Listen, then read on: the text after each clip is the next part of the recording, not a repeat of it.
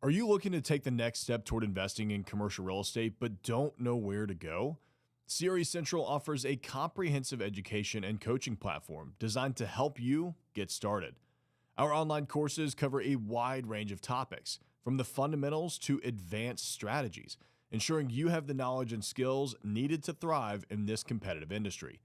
As a member, you'll gain access to our exclusive online community and monthly group coaching calls, providing you with valuable networking opportunities and personalized guidance from experienced professionals. Whether you're a beginner or looking to take your career to the next level, CRE Central has the resources you need. Visit www.crecentral.com to learn more. Welcome back to the Commercial Real Estate Investor Podcast, Office Hours Edition, live from Nashville, Tennessee at the Cobble Group Studios. I had planned on being with you all last week. I was traveling with the family in Sea Island on vacation, first family vacation that we have taken in quite some time, and took all of my equipment, and the internet was so bad that I couldn't hardly do anything on my phone. So streaming was kind of out of the question. So thank you for being patient with me and going live with me today instead. So over the past week, a couple of updates. I was out in Denver at Brandon Turner's REI Summit, which was an incredible event. There were, almost 1,000 people there, and incredible room, incredible speakers. Had a great time. I gave a talk on how to get started in commercial real estate. Was a very quick 45-minute speech, very actionable, because that's what Brandon wanted. He said, hey, I want every single talk to be how to X. So I told him mine was going to be the best one, and I think we delivered. So we will be releasing that video here soon. Hey, Vicken, how's it going? Thanks for joining us. We will be releasing that video here soon on the channel. It will be coming out in the next few weeks so that you all can see what it was like and hopefully attend next year's REI Summit, which was a lot of fun. Oh man, past week was a lot of fun. I actually got to relax a little bit in Sea Island with the family.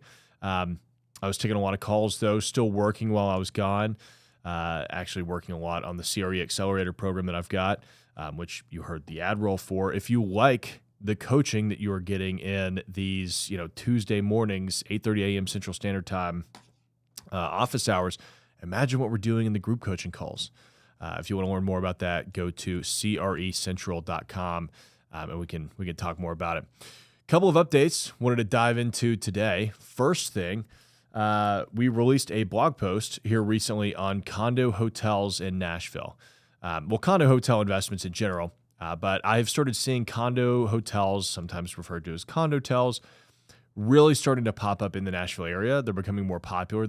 They're more popular in big cities. Essentially, it's a residential condo unit within an existing hotel. And there's some really, really nice brands that have a phenomenal operational history that makes sense as an investment. There's still a fair amount of risk that comes with that because you are dealing with an operator, right? Somebody else is running a hotel, and if that hotel goes south, your condo investment's going to go south as well. It's a little bit of a different risk profile than your typical condo investment. And so go check that out on the blog. I think it's really important for people to read that. If you're going to be looking at condotel investments, they can be great, but there are a lot of risks that you need to dive into before you get started. Another announcement, we also just announced, I guess, I kind of made it official this morning, though I posted it on Instagram a couple of days ago, a commercial real estate apprenticeship with me at the Peerless Mill in Chattanooga. This can be partially remote, though I do think it would be important for you to be able to get to Chattanooga a few times throughout this apprenticeship. That way you can have some of these meetings in person. But essentially, you're going to be my right-hand person working on this project with me, scheduling, my assistant, right? Scheduling meetings with the city, with tenants, marketing, working with me on the day-to-day, managing projects, dealing with vendors, contractors, et cetera. And my goal is to teach you exactly how to do these types of projects so that you can go and do your own. Depending on the person, though, if you're more interested in a full-time role, there will be opportunities for this apprenticeship to turn into a full-time position with us, depending on performance during the apprenticeship. and depending on your goals. Some people may want to just come through, do the apprenticeship, and go off and do their own investments, and some people may want to stick with us. And I'm totally open to either of those. If you go to my Instagram, click on the link tree that is in my profile. It is the first link there. You could also go to tylercobble.com/blog and look up the commercial real estate apprenticeship from there. So if you have any questions on that, feel free to dive in. If you have any questions on commercial real estate today, that's what we're diving into, let me know. Let me know in the live chat. Looks like Evan has a comment. Closing on my first commercial deal in less than 90 days, 4 acres industrial land for storage or flex space. Congrats, Evan. That's really exciting, man. I'm a big fan of industrial land and outdoor storage and flex space today. I get asked all the time, what do you think is the best commercial real estate investment? And I don't think that there's, it's kind of a loaded question, right? There's not really a piece of commercial real estate that is the best. However, today, what I like the most is most definitely, industrial outdoor storage and flex. I just think that there is so much opportunity there. And there's a lot of demand. It's really interesting. I was having a conversation yesterday. We're at the International Car Wash Association's car wash show here in Nashville, interviewing Marcus Cottrell. He's one of my students in CRE Accelerator, but he is also, the president of the International Car Wash Association, which is really cool. And he's doing some flex space. And I was just talking to him about the style that he was doing. Because a lot of people get into flex and they're like, hey, I want to do it as cheap as possible, which of course you can, right? That's the beauty of flex space. It is a more affordable approach than some other types of commercial real estate. But he kind of took the opposite approach. He said, you know what? I'm just going to make these incredibly nice. I'm going to make them where they're very safe. They look great. They've got brick on the outside. The landscaping is to the nines. We've got, well-lit parking lots to a point where he feels safe having his daughter go out there and deal with the property because he's looking at it saying, you know what, my kids are going to inherit this one day. I want it to be a good deal for them. And he rented them up so fast. And he's got some really good tenants. So that's the great thing about flex space. You can take it in so many different directions. It doesn't really matter which way you go. Anthony's saying, congrats, Evan. Good morning, Tyler. Good morning, Anthony. Appreciate you joining us, man. This past week was good. When I was sitting in Sea Island, I actually ended up writing a couple of articles. That's something I haven't done here in a little bit. I haven't had as much time as I really need, as much as it takes. So I got to focus on that a little bit, do some more of that. We're working on a deal out in Austin, Texas right now that I'm pretty excited about. It's going to be a sale leaseback with the client. So once we get that deal done, happy to do a bit of a case study here for you all so y'all can see, kind of how we pulled that one together. Sale leasebacks are great. They are great opportunities because, there are businesses out there that own their own real estate and they may not need to own their own real estate. It may make more sense for them to sell it, get a long-term lease in place, and free up the cash. Because, honestly, look at like McDonald's. McDonald's corporate owns all of the real estate, but the individual franchisees don't, because they know that if the franchisees are buying all of the real estate, one, it's going to be, they get to take part in the upside, right? Which I don't know McDonald's necessarily wants, but two, it's very, very cost prohibitive. It gets really, really expensive. Whereas they're making most of their money on actually selling burgers. Corporates making most of their money on owning the real estate. So for most small businesses, it actually doesn't make any sense to own your own space if it's going to tie up too much cash. Now, depends on what you're doing. I own, obviously, my own buildings. I'm a commercial real estate investor, so of course I'm going to have my offices in a building that I own. But there's plenty of doctors' offices and other clients that we've worked with over the years that own their own buildings as well, and it makes a lot of sense for them to do that, but sometimes it doesn't. And so we're really excited to be able to negotiate that because a sale leaseback can be a massive win-win for both parties. The tenant gets a lease that they want. They get to free up some cash. The buyer, us, we get the lease that we want, and we get to buy another property. So we're pretty excited about that. Matt Brown is saying that apprenticeship looks awesome. Not sure I can make it work logistically, but if it can be partially remote, I might take a deeper dive into it. That's a cool thing you're doing there. Yeah, Matt. Look, what I'll say is go to the website and apply, and let's have the conversation. It can be partially remote. I don't think that the great thing is nowadays, the majority of what we can do in real estate is remote, right? I'm not in Chattanooga. I do almost everything on that project remotely. I go there once, every month or two. I'm headed up there this Saturday. So depending on, the exact needs, as long as you have the flexibility to get out there every now and then, it's more for your learning, being able to get out there and see the site, in my opinion. Because getting out there, meeting with the mayor, meeting with the city, having those conversations with us, going on the walkthroughs with potential tenants, you'll learn a ton of information that way. It's the best education you could get. I mean, I basically had that, right? An apprenticeship when I first started because I was a commercial leasing agent for a developer. I didn't work for a brokerage. I worked for a developer. So I got to see the ins and outs of, the day-to-day. Pretty neat. Antonia's saying, hi, new to your channel and commercial real estate, currently a residential agent looking to make a pivot. What would you recommend my first steps be to break into the commercial side of things? Oh gosh, you are in the right space because I am not a fan of residential real estate. In fact, the majority of my coaching clients in the CRE Accelerator program are all transitioning out of residential. They're either residential agents or they're residential investors, and they are tired of dealing with it. This is a Nashville specific thing, but Parks, which is a local boutique residential brokerage, just announced yesterday that they are merging with Compass. And after the NAR news and all of that stuff, there are a lot of residential agents that are very uneasy about the future of residential real estate. And I think, unfortunately, those concerns are warranted because for the last 10 years, residential agents have been paying Zillow to find a way to get rid of them. I mean, Zillow's made it very obvious what they're trying to do. They want residential agents to give them all the data, to give them all of the money, to then turn around and build a system to get rid of residential agents.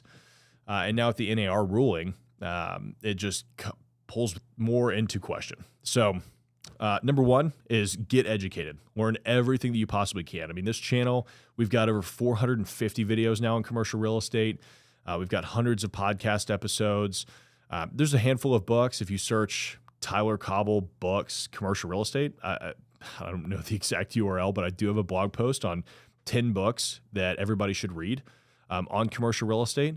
And actually, I do need to go in and update that. So keep an eye out for that. I'll probably repost it here soon with even more books to it because now there are actually some pretty good books out there. And then, of course, if you want to, take it to the next level, CRE Accelerator, we've got our online training platform, group coaching, and community. It's a lot of fun. We had a great coaching call last night. Mike Taravella came in, talked about asset management, and then next week or in a couple weeks, we're going to be talking about. We're going to be going through an investment offering memorandum from a group that's doing a ground-up self-storage facility, and we'll be analyzing it live. It's like 30 or 40 pages, so it'll be it won't be fun, right? I mean, it's documentation, a lot of legal stuff, but I always find it fun to look at deals like that and just have conversations about it and talk like, hey, what do you think about this? What are the pros and cons? All that fun stuff. So, Anthony, I hope that helps. Jabari, good morning, Tyler. Good morning, Jabari. Amazing content over the years. How do you recommend working with developers, landowners, and municipalities to get a project that mutually benefits both parties? First of all, Jabari, thank you. Appreciate the kind words. Second of all, that's a rough question. It is a loaded question because no matter how great a project is, unfortunately, you're always going to have NIMBYs. We're working on a project right now for a developer out of Boston here in Nashville where the redevelopment of this property will bring a significant amount of tax revenue to the city. It'll provide some much needed attainable housing. There's so, and it will get rid of one of the most crime-ridden properties in this little sub-city of Nashville. And we're worried that we're not going to be able to get through, despite all of the benefits, because you just have a lot of people that are backwards sometimes that don't understand how what's good for them or what's good for the community. Right? I mean, think about it. For the longest time, we didn't want there to be sidewalks and transit in most of our cities. It makes no sense at all. at all. We built our cities around cars instead of people. Imagine how amazing cities like Nashville and Austin could be if we had kept our trolleys. Raleigh, Durham, Charlotte, even Atlanta. I mean, if we had kept our trolley systems, kept the walkability of these cities, and they had grown that way, they'd be much cooler. Look, the biggest thing is make sure that you're talking about the benefits, not the features. And that's something that if you're in sales, you've probably heard quite a bit. But we had, I'll kind of break it down this way. So we were talking to another developer about doing some affordable housing. And he really wanted to tout, we're bringing in 80% AMI, and it's going to be affordable housing for the community. It's a much needed thing. And yes, those are features, right? The benefits are the teacher making $40,000 a year will have a place to live, right? See how different those two statements are? Everybody can relate to the teacher making $40,000 having a place to live. And that's less than 80% AMI. That's even more affordable than most affordable housing, which is crazy to think. If you live in Nashville and you make over $80,000 a year, you're still considered, you could still apply for affordable housing. That's how expensive housing has become. So think of it from that respect. What are the benefits, not necessarily the features, of the project that we're offering? How will it change the way people walk or experience their community? Instead of talking about how great the sidewalks are, talk about how kids will be able to ride their bikes to school safely. Things like that people can relate to. So hope that helps. But really, it's telling the story and it's making sure that you're focusing on those benefits. Caesar's saying, I was trying to reinvent the wheel with my property, trying to connect with a developer, finding the right tenant for a build-to-suit, etc., until I heard about industrial outdoor storage. Thanks to you. Thank you for your content, man. Oh, Caesar, I'm really glad to hear that. Hopefully I saved you a whole lot of headache and made you a bunch of money. That's what I'm here to do. So, the build-to-suits, they're great. Look, when I first got started in commercial real estate back in 2013, everybody was doing build-to-suits. They were super common. These days, tenants want to be open in like 6 months, which is crazy. So, most people, you're not going to be able to get a build-to-suit done these days. I haven't done a build-to-suit in almost 10 years. It's crazy. They just don't really happen anymore. But industrial outdoor storage, man, you could have that up and running in 30 days. It's a lot less of a headache. It's far cheaper, and it gives you it's a solid covered land play, and you're not taking on any more risk because you're not taking on any more debt. Now, to be fair, you'll probably still take out a loan, $30, $50, $100,000 to, grade the land, maybe seal and stripe it. If you've got a parking lot, you probably do some fencing and lighting, maybe do a gate. But at the end of the day, it's not like you're spending $1 million or $2 million to build a building, right? That's a totally different level. Eddie's saying, hi, Tyler, good morning. After tenant is close to ending a 1-year commercial lease, what strategies do you use to get them to commit to a longer lease? Oh, okay. So, Eddie, this kind of starts when you first get that tenant into the property, and that's just being a good landlord.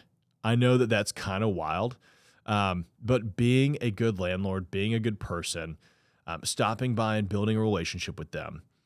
And look, it's super basic, but there's a lot of people that don't do that. They do not care. Whenever I'm out here, on my properties, I make sure to say hey to everybody. I'm picking up trash. I'm not above any of that. And I feel like when your tenants see that, they get a different level of respect for you, because if you're disconnected and they don't see you very often, they don't really have any loyalty or commitment or relationship with you. So I think building that relationship kind of helps you take it to the next level. I also think that opening up the conversation with them as early as possible helps. And don't just say, hey, I want you to renew. Here's the new rate. I would go out and say, hey, look, here are the other spaces that are available in the market. Here's the rate that they're charging. Here's what I'm currently charging you. Here's where I need to be to make this work. And here's how much better of a deal that is than you're moving, right? I was having this conversation with my grandfather yesterday. He's got a small little flex space, and he's charging $725 a month for it. It's like 500 something square feet. And, he was wondering if he should take it to $1,000 a month. We've got a tenant renewing. And so I was talking to him. I said, look, you could probably justify $1,000 on the market, but this tenant's been here for how long? Been here for a little while. And I said, well, why don't you just offer him $850? You're still getting $125 a month increase. And you just tell him, look, I know that market rate's $1,000, but you've been a good tenant. You've been here for a long time. I'm going to make sure that you're getting a deal that benefits both of us, right? Because then that tenant, if they decide to move, one, we know that tenant's not going to be able to find 500 square feet, give or take, in the Nashville area, as close to downtown and the interstate as this space is, for under $1,000 a month. It's not going to happen. Then they've got to deal with moving, right? Which that costs money. And then the headache of moving. When you're a business, the amount of paperwork and letterheads and stuff like that you've got to change, even your email signature block. There's so many little things you have to think about that have to change when you change an address. So for a lot of companies, it's not worth it. Just work with them. It makes it so much easier on you as the landlord to just keep a good tenant, even if you're not getting absolute market rates, right? And then the other thing is too, I've talked about this before. Do we need to maximize 100% of every deal that we ever do? Or is it worth not dealing with the headache, having good tenants, not having to worry about things, and getting paid a little bit less? So I really like that approach. I'm all for not trying to squeeze blood from a turnip. And then, once we sell it, that's a pitch that we can make to the buyer. Is, look, we know that we're under market rates, and we know that we're probably not going to get the value for that. But you'll be able to raise rents, by 5%, 10%, and increase the value of the property X. So that's why we're justifying this purchase price that we want to sell for. So hope that helps, Eddie. John, hey, Tyler, thank you as always for these Q&As. Yeah, happy to do it. Appreciate you guys jumping in. I mean, look, I couldn't do these Q&As if it weren't for you all jumping in and asking questions. So really appreciate you all taking the time. What are your takes on working as an analyst or working for a developer? Which one would you go after between the two? That's a great question. So it depends on what your long-term goal is. I mean, look, if you want to be a developer, I say go work for a developer. There's no better way to learn how to be a developer than to just follow one around, right? It's hands down the best thing you could do.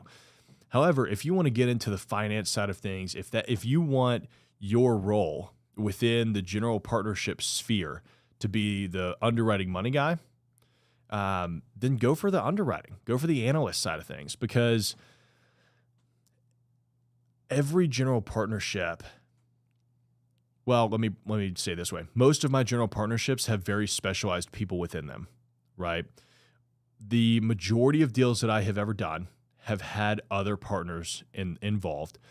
Like when I did my hotel, which we're starting construction on here, hopefully in the next week. Really, really excited about that. When I did that, I brought in a hotelier because I didn't have any experience in hotels. I've done branding and I've run businesses and I've bought real estate before, but there was one little edge, which is owning a boutique hotel, which is a little bit different. So I brought in a partner that specifically had that skill set. When I did my first syndication, I brought in a partner that had done a lot of syndications.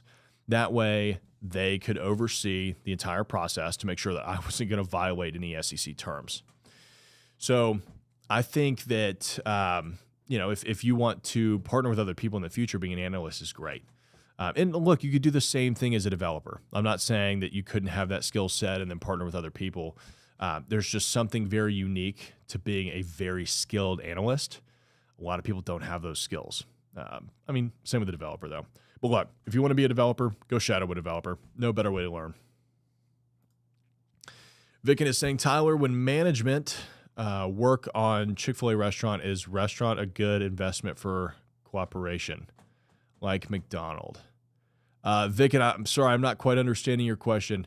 Would you mind just clarifying that in the chat, and I'd be happy to get to it.